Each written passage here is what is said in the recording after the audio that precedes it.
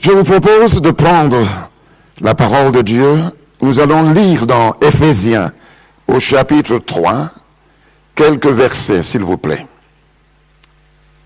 Éphésiens chapitre 3, et j'aimerais lire à partir du verset 14. Éphésiens chapitre 3, verset 14. À cause de cela, je fléchis les genoux devant le Père, duquel tire son nom toute famille dans les cieux et sur la terre, afin qu'il vous donne, selon la richesse de sa gloire, d'être puissamment fortifié par son esprit dans l'homme intérieur, en sorte que Christ habite dans vos cœurs par la foi, afin qu'étant enraciné et fondé dans l'amour, vous puissiez comprendre avec tous les saints quelle est la largeur, la longueur, la profondeur et la hauteur, et connaître l'amour de Christ qui surpasse toute connaissance, en sorte que vous soyez remplis jusqu'à toute la plénitude de Dieu.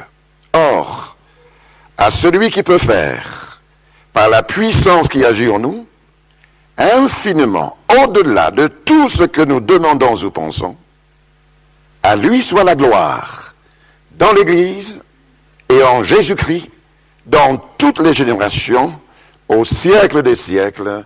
Amen. Seigneur, nous te remercions de ce que tu es le Dieu transcendant.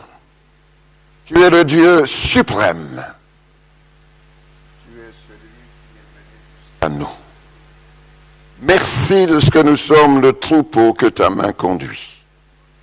Et je réclame encore ta grâce sur la proclamation de ta parole, que l'Esprit de Dieu la confirme dans nos cœurs et que nous soyons encouragés par l'action conjuguée de ta parole et de ton esprit, et que nous menions une vie chrétienne à ta gloire.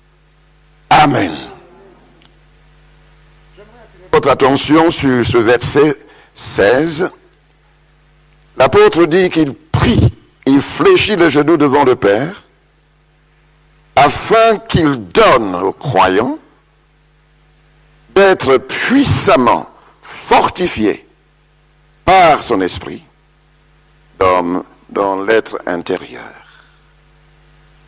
Il me semble, frères et sœurs, que nous ne trouverons nulle part en dehors de la Bible une déclaration d'une telle beauté, d'une telle splendeur.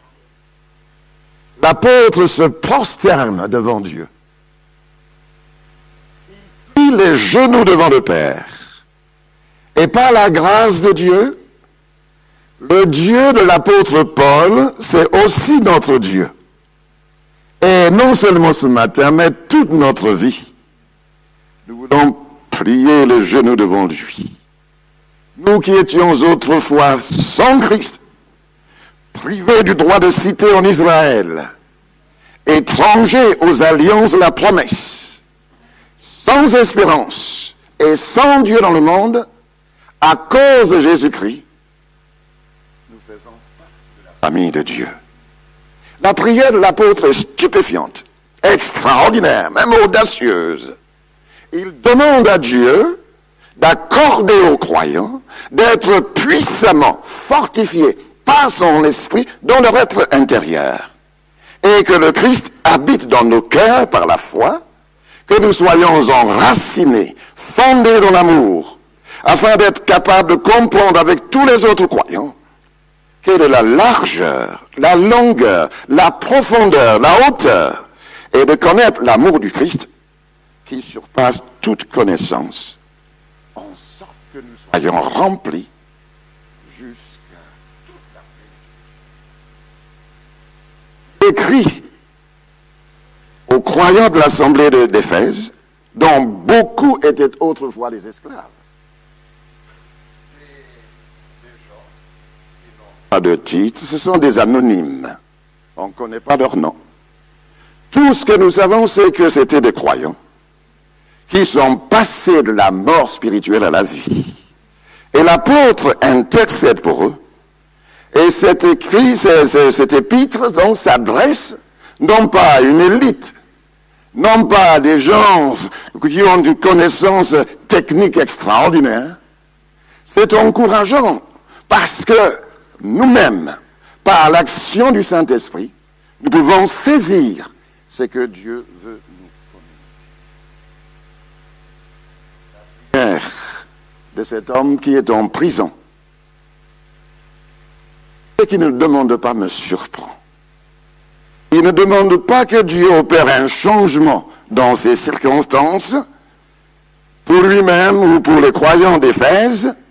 Il ne demande pas qu'il soit libéré de la prison afin de pouvoir aller apporter le beau message de l'Évangile. Il a certainement prié pour cela, mais ce n'est pas ce qu'il place au cœur de sa pétition ici.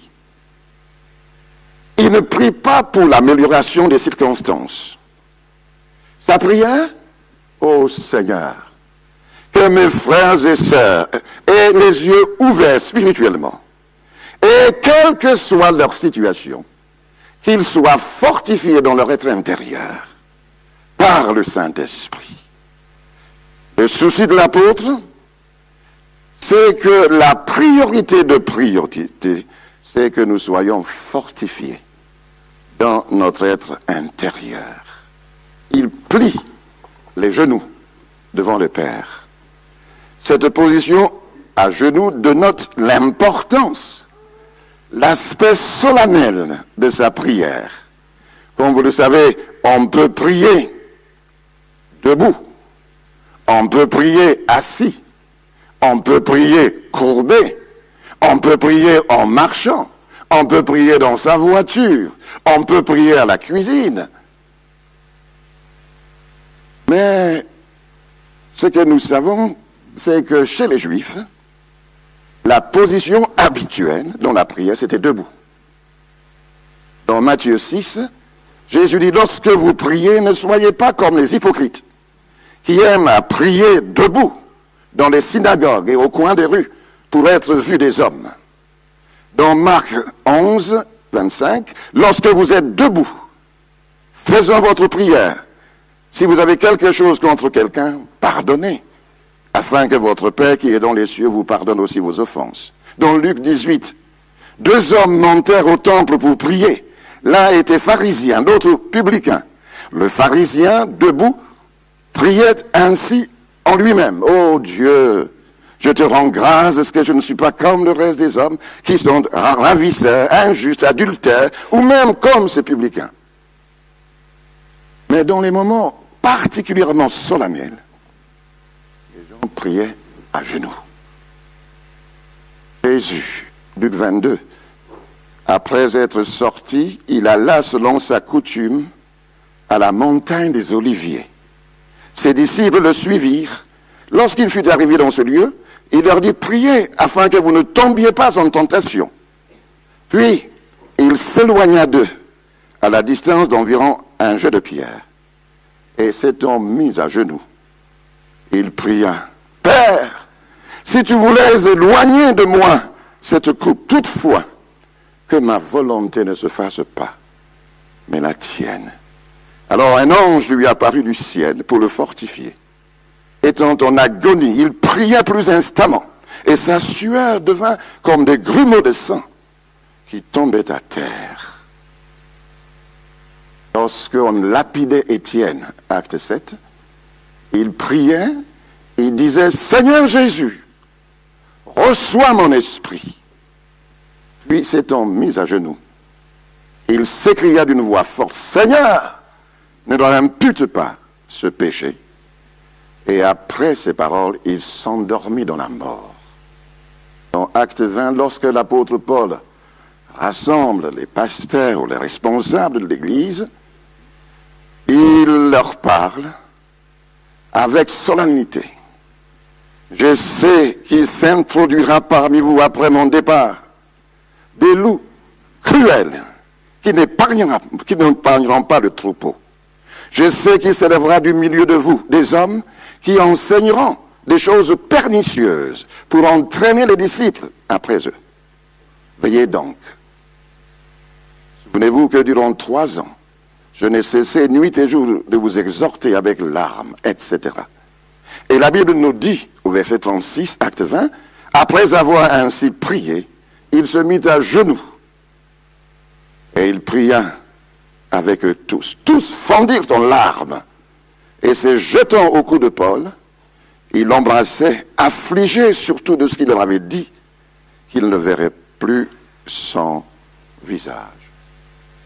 Paul plie le genou devant le Père et il demande que nous soyons fortifiés puissamment par son esprit dans l'être intérieur. Quels sont les points distinctifs de sa prière?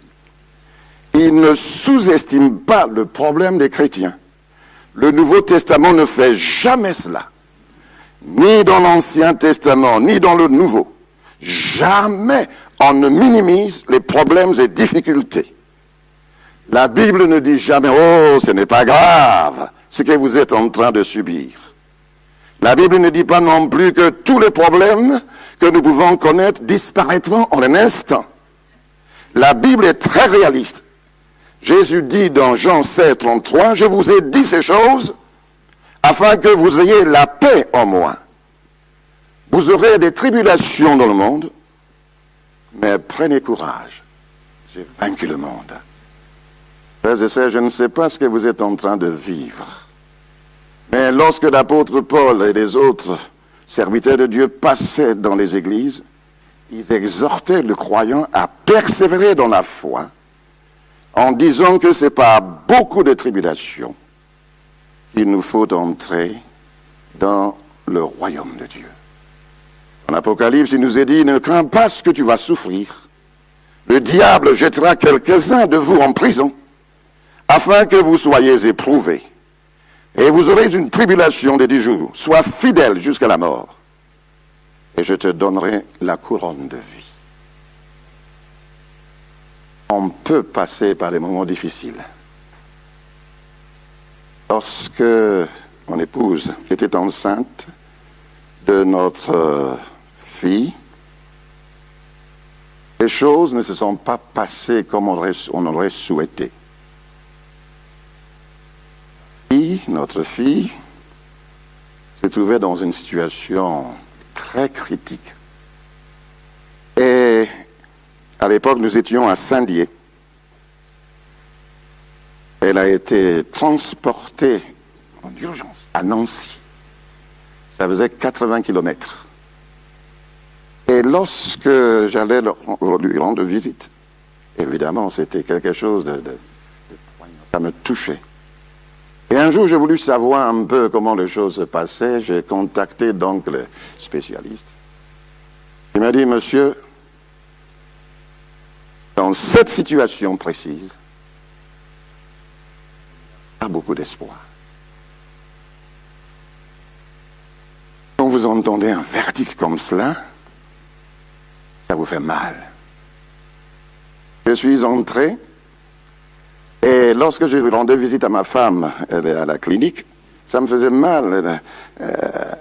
Elle était là, comment on appelle ça, la crèche, comment le berceau, par contre. C'était vide. Un jour, j'ai pris ma voiture, je suis allé loin de Saint-Dié dans la forêt. Et là, je pleurais devant Dieu. Seigneur, Seigneur, secours-nous. Seigneur, fais-nous grâce. Tu as entendu le verdict, mais Seigneur, fais-nous grâce. Je n'ai pas entendu une voix, je n'ai pas eu de vision, mais dans mon cœur s'est imposée une paix, quelque chose que je ne pouvais pas expliquer.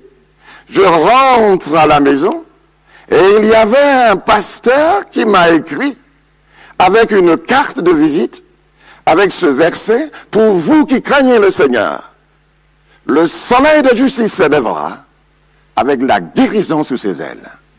Frères et sœurs, à partir de ce moment-là, je savais que Dieu avait dit oui. Je savais que la parole de Dieu véhicule la vie.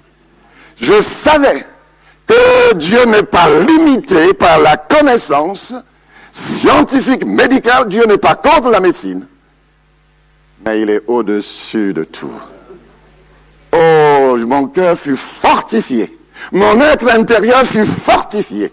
Je ne connais pas votre situation, mais au nom du Seigneur, ce matin, je prie pour que votre cœur soit fortifié, que votre être intérieur soit fortifié et que vous puissiez vous tenir debout avec la grâce du Seigneur. Parce que sa grâce nous suffit dans toutes les situations. Ma fille, elle a maintenant 43 ans. Et quand je la vois jouer à l'église, je dis, tu es merveilleux. Frères et sœurs, Dieu peut nous aider. Dieu peut vous aider. Mais s'il vous plaît, soyons vrais.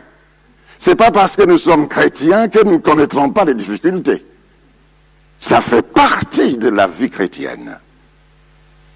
Directement ou indirectement, à cause de notre monde de péché, nous aurons notre part de souffrance. Ce sont en quelque sorte des dégâts collatéraux. Ça ne veut pas dire que vous ayez péché vous-même, mais nous sommes dans ce monde. Est-ce que je suis pessimiste en tant que pasteur en disant ces choses? Ou est-ce qu'il faut simplement dire, comme on peut entendre, don't worry, be happy, it will all be right. Non, on ne peut pas dire cela. On ne peut pas dire cela. Il faut être réaliste, il faut être vrai. Une vision réaliste tient compte des faits. Le pessimisme, c'est la réaction que l'on peut avoir devant les faits. Mais regarder les choses en face, regarder la réalité n'est pas du pessimisme. L'optimisme ne consiste pas non plus à fermer les yeux sur la réalité des faits en disant « oh, tout ira bien ». Le vrai optimisme consiste à regarder les choses telles qu'elles sont et par la vérité de la parole de Dieu, par l'action du Saint-Esprit, recevoir la force intérieure afin de triompher dans la situation difficile. C'est pour cela que l'apôtre priait, pour que les croyants d'Éphèse soient fortifiés dans leur être intérieur. Et devant toutes les difficultés réelles que peuvent connaître les croyants, notre prière, c'est que quelle que soit notre situation, que Dieu nous donne, selon la richesse de sa gloire, d'être puissamment fortifiés par son esprit dans notre être intérieur. Et la Bible ajoute, en sorte que Christ habite dans vos cœurs par la foi. Et ça m'a surpris, cette expression. Je me suis dit, mais il s'adresse quand même à des chrétiens. Et par définition, le Seigneur habite le cœur de ses croyants. Dans Éphésiens 1:13, il nous est dit, vous avez entendu la parole de la vérité, vous avez cru, et vous avez été scellés du Saint-Esprit. Donc, l'Esprit de Dieu était dans la vie de ses frères et sœurs. En sorte que Christ habite dans vos cœurs. Et ce qui nous permet de comprendre cette nuance, c'est que dans l'original, il y a deux mots qui sont employés pour parler de habiter. D'abord, un mot qui veut dire habiter un endroit en tant qu'étranger, en tant que quelqu'un de passage. Par exemple, nous sommes tous des résidents temporaires sur la terre. Nous ne sommes pas éternels. Nous habitons ici, mais notre demeure permanente, c'est auprès du Seigneur. Il y a un deuxième mot, et c'est ce deuxième mot qui est employé ici. Et ça veut dire s'installer à un endroit de façon permanente. Ce mot est employé de façon figurée, comme une métaphore. Lorsqu'on parle de Jésus-Christ dans Colossiens 2, verset 9, en lui habite corporellement toute la plénitude de la divinité. La plénitude habite en lui de façon permanente. C'est pas de façon provisoire, non, de façon permanente. C'est le contraire du voyageur qui va passer une nuit dans la maison et qui s'en va le lendemain. C'est pas du tout ça. Paul donc va prier et demander au Seigneur que le Christ habite de façon totale, de façon permanente, dans le cœur des croyants. Et c'est à partir de ce moment-là que le Christ qui contrôle, qui dirige tout, peut nous permettre de regarder les circonstances, non pas avec un détachement coupable, mais en disant, tout est entre ses mains. Je me confie en lui. Et ça peut même surprendre l'entourage. Comment expliquer qu'avec tout ce que la personne suit, elle est cette paix, elle est ce calme. Eh bien, c'est tout simplement la grâce de Dieu. C'est par la grâce de Dieu que nous sommes ce que nous sommes. Comment? Quels sont les moyens pour nous aider à nous fortifier intérieurement? Il y a la prière. Jésus disait une parabole pour montrer qu'il faut toujours prier sans se lasser. Et il dira, Dieu ne ferait-il pas justice à ceux qu'il a choisis, alors qu'ils crient vers lui jour et nuit? Il les ferait attendre? Je vous le dis, il leur fera justice bien vite. Mais quand le Fils de l'homme viendra, trouvera-t-il la foi sur la terre? Que l'Esprit de Dieu nous aide afin de veiller sur nos sentiments pour que nous soyons gardés, fortifiés dans l'être intérieur. Vous vous souvenez de ce passage dans les Lamentations où l'homme de Dieu passe par des périodes d'interrogation. Quand je pense à ma détresse et à ma misère, à l'absinthe et au poison, quand mon âme s'en souvient, elle est abattue au-dedans de moi. Voici ce que je vais repasser en mon cœur, ce qui me donnera de l'espérance. Écoutez, les bontés de l'Éternel ne sont pas épuisées. Ses compassions ne sont pas à leur terme. Elles se renouvellent chaque matin. Oh, que ta fidélité est grande! L'Éternel est mon partage, dit mon âme.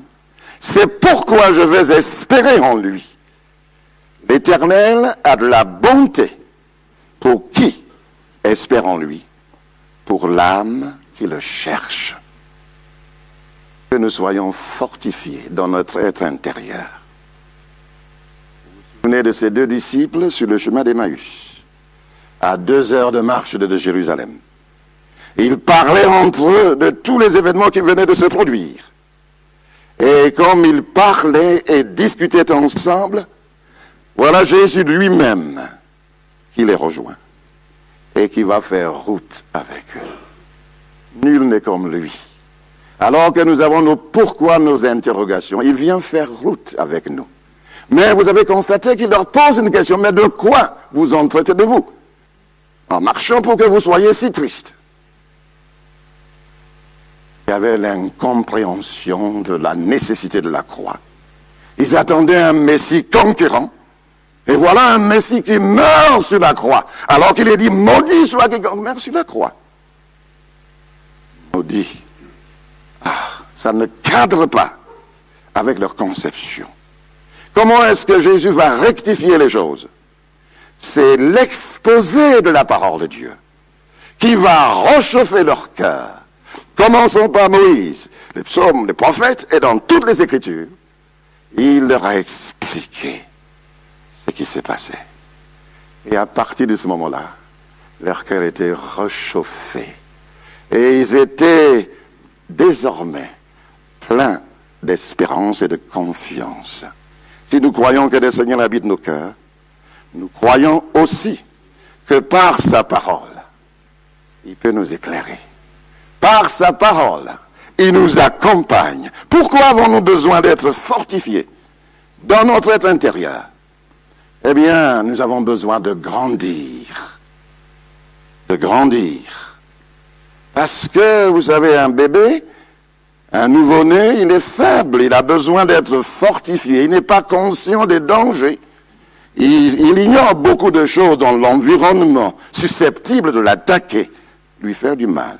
C'est pour cela qu'il a besoin de conseils des parents, leur protection. Et il est tellement innocent qu'il croit que tout le monde est beau et gentil. Et parfois, les chrétiens, même les parents, sont obligés d'expliquer à leur enfant, écoute, à l'école, si on te fait ça, tu ne fais rien. Mais dans telle ou telle situation, tu ne te laisses pas faire. Tu dois te défendre. C'est tout un art, toute une pédagogie. Et quand ils vont venir à la maison avec des chagrins, ah, je pleure parce que, qu'est-ce qui ne va pas? Il y a telle personne, elle me dit qu'elle ne va plus me causer. L'enfant a du chagrin. Les parents sont là pour l'aider à surmonter. Et en grandissant, nous commençons à comprendre que les choses ne sont pas aussi belles dans notre monde et que, excusez-moi, même dans l'Église du Seigneur, il peut y avoir des contrariétés. Il peut y avoir des choses qui passent plus ou moins bien. Au début de la conversion, on a l'impression que le ciel sera toujours sans nuages. Ce n'est pas le cas. Ce n'est pas le cas. Dans les familles chrétiennes, on pense peut-être que tout est parfait. Ce n'est pas toujours le cas. Il peut y avoir des déchirures. Il peut y avoir des situations affligeantes. Comment faire face à ces choses? En se fortifiant dans l'être intérieur. Et la Bible nous dit clairement qu'il nous faut cela à cause de notre adversaire, le diable. La Bible dit, fortifiez-vous dans le Seigneur et par sa force souveraine. Nous n'avons pas à lutter contre la chair et le sang, mais contre les principautés, contre les pouvoirs, contre les dominateurs des ténèbres d'ici-bas,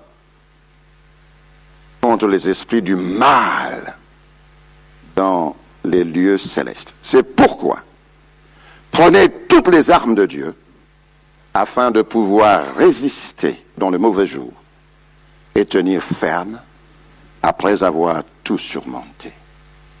Le diable, il est rusé. Il est même capable de citer des versets.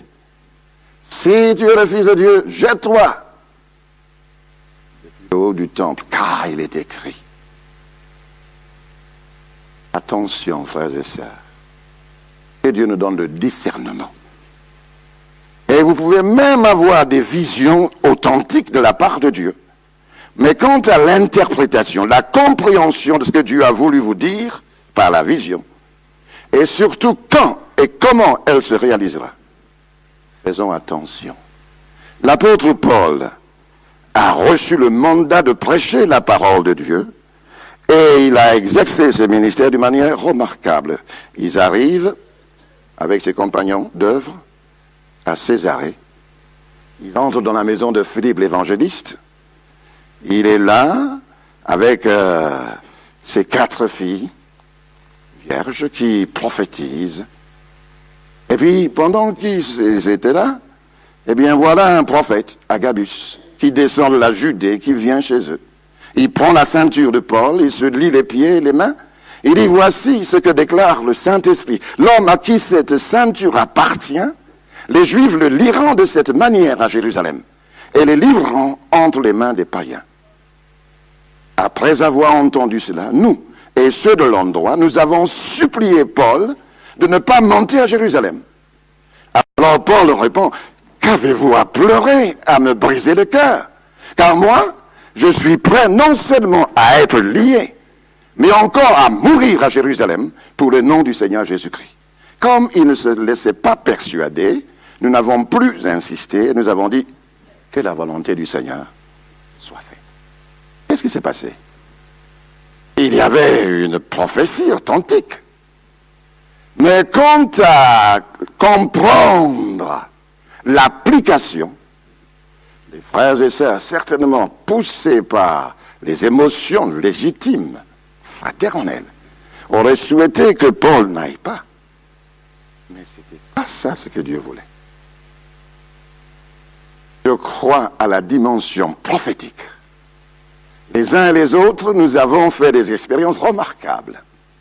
Mais ce que j'aimerais dire, c'est qu'aujourd'hui, il y a une tendance où les gens courent à gauche et à droite, à la recherche du prophète, à la recherche de celui qui peut faire des miracles. Un jour, il y a, je vais terminer bientôt, un frère qui avait des soucis dans sa vie spirituelle. Les amis l'ont encouragé à aller à Paris pour voir quelqu'un, j'emploie l'expression qu'il a employée, quelqu'un qui a un ministère de délivrance. Il est allé, malheureusement, il ne s'est rien passé. Et puis quand il est venu me voir, il m'a dit, frère, j'aimerais que vous puissiez organiser des séances de délivrance pour prier pour moi. Je dis, frère, non. Si le Seigneur me dit, je le ferai. Ah, il était déçu. Il pensait que j'allais prendre des frères anciens, etc., et organiser. Je dis, frère, venez aux réunions. Venez aux réunions. Écoutez la parole de Dieu. Je résume. Sans aucune séance particulière, le Seigneur l'a complètement libéré. Et aujourd'hui, il est engagé dans l'œuvre de Dieu. Parce que l'évangile, c'est une bonne nouvelle. La bonne nouvelle de la grâce de Dieu. Ça ne veut pas dire qu'il ne faut pas, au besoin, organiser des choses. Mais ce que j'aimerais dire, il faut que nous soyons en communication avec le Saint-Esprit. Et que ça soit lui qui nous dirige, au lieu de chercher à copier des modes et des façons de faire. Je bénis Dieu pour l'Internet, je bénis Dieu pour tout ce qu'on peut y trouver. Mais la Bible dit d'examiner toutes choses, afin de retenir ce qui est bon. Prenez surtout le bouclier de la foi, qui vous permettra d'éteindre tous les projectiles enflammés du malin. Parce que, frères et sœurs, la grande cible du diable, c'est l'homme intérieur. C'est l'homme intérieur. Et c'est pour cela que dans Proverbe 4, 23, la version du français courant nous dit « Avant tout, prends garde à ce que tu penses au fond de toi-même, car ta vie en dépend. Avant tout, garde ton cœur, car de lui dépendent les limites de la vie. » Nous avons besoin d'être fortifiés parce que les doutes peuvent nous assaillir. La déprime, la dépression, il n'y a pas d'entrain. Sans aucune explication logique, vous n'avez pas tellement le désir de lire la Bible ou d'aller aux réunions. Oh, que Dieu vous fortifie dans votre intérieur et que vous puissiez surmonter cette difficulté. On se fortifie dans la communion fraternelle. On se fortifie par les dons de l'Esprit de Dieu. On se fortifie à cause de la providence divine.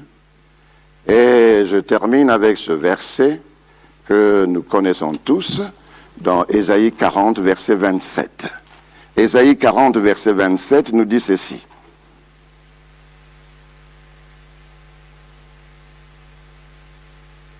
Pourquoi dis-tu Jacob ? Pourquoi dis-tu Israël ? Ma destinée est cachée devant l'Éternel. Mon droit passe inaperçu devant mon Dieu. Ne le sais-tu pas ? Ne l'as-tu pas appris ? C'est le Dieu d'éternité, l'Éternel, qui a créé les extrémités de la terre. Il ne se fatigue point. Il ne se lasse point. On ne peut sonder son intelligence. Écoutez, il donne de la force à celui qui est fatigué. Et il augmente la vigueur de celui qui tombe en défaillance. Les adolescents se fatiguent et se lassent. Les jeunes hommes chancellent. Mais ceux qui se confient en l'Éternel renouvellent leur force. Ils Ils prennent le vol comme les aigles. Ils courent et ne se lassent pas. Ils marchent et ne se fatiguent point. En Alsace, il y a un endroit où il y a la volerie des aigles. C'est beau. C'est-à-dire que spirituellement, Dieu veut que nous puissions prendre de la hauteur. La situation n'a pas changé, mais notre perception a changé. Parce que nous ne regardons pas uniquement ce qui est visible, mais nous regardons au-delà du visible la main puissante du Seigneur, capable de renverser les forteresses. Fortifie-toi et prends courage. Paul priait. Seigneur, donne à mes frères et sœurs d'être fortifiés dans leur être intérieur. Je ne connais pas spécifiquement votre situation, mais quelle que soit votre situation, le Seigneur est au-dessus de tout. Et il n'a pas dit qu'il nous laisserait tomber. Il a dit, je suis avec vous tous les jours jusqu'à la fin du monde. Amen. Seigneur, nous te remercions de ce que tu es le Dieu de toute grâce. La force est en toi. Si nous voulons briser du péché le pouvoir, la force est en toi. Si nous avons besoin de la guérison, la force est en toi. Si nous avons besoin d'être baptisés dans le Saint-Esprit, la force est en toi. C'est en toi que nous avons tout pleinement. Et ce matin, je te prie de nous aider à ne pas baisser les bras, à ne pas abandonner, mais à être fortifié dans notre être intérieur par l'action de ton esprit, par l'action de ta parole, par les circonstances de la vie. Et Seigneur, je te prie de nous donner ces clins d'œil divins dont tu as le secret, de nous accorder ces grâces qui nous montrent ta sollicitude à notre égard. Seigneur, merci, parce que tu es le bon berger. Tu nous conduis auprès des eaux paisibles. Tu restaures notre âme. Qu'il en soit ainsi, non seulement ce dimanche, mais tous les jours de notre vie, pour la gloire de ton Saint-Nom. Amen.